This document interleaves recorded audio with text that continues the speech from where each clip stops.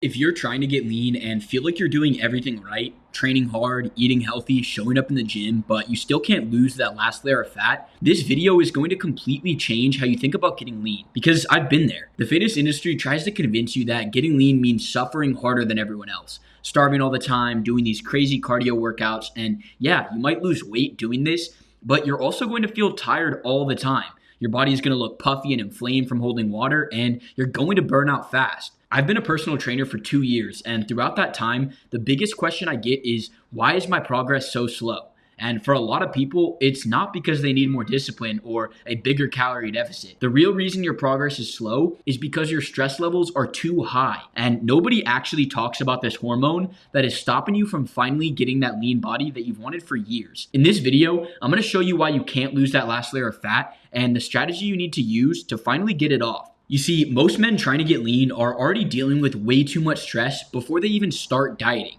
I mean, we live normal lives with work pressure, bills, constant notifications from social media, and some of you have family responsibilities and young kids. Then on top of all that, you try to cut your calories by 1,000, do hard cardio every day, train 6 days a week, and think that you can force your body to lose fat. And then when you don't see any progress, you're sitting there thinking you don't have the genetics to get lean, your metabolism is broken, or it's only possible for young guys. But all of those are called limiting beliefs, and they're a huge part of what I work on to get transformations like these with the guys I work with. You see, you don't have bad genetics, and it's not too late for you to get in shape. You're just looking at getting lean in the wrong way.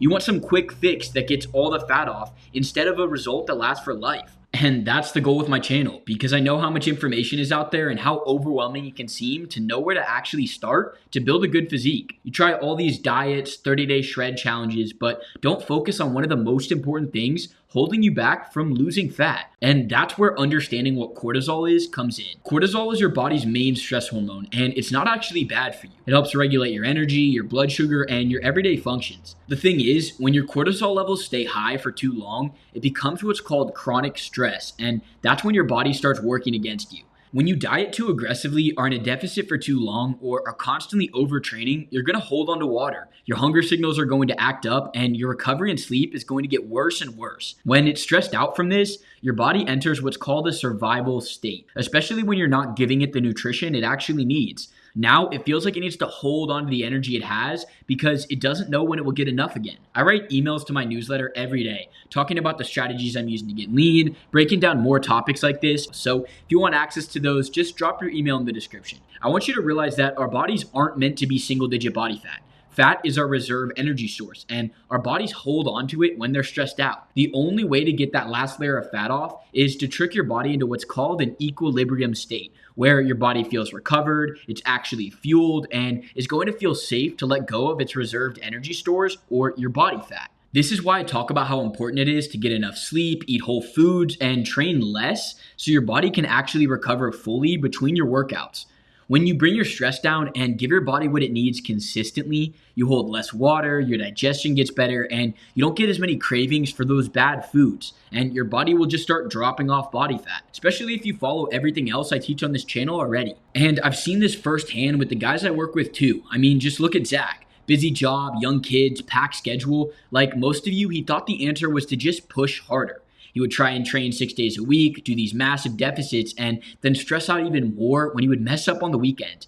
So what we did is a complete life audit. We wrote down his day in time blocks and actually planned when he was going to eat, train, go on his walks, and spend time with his family.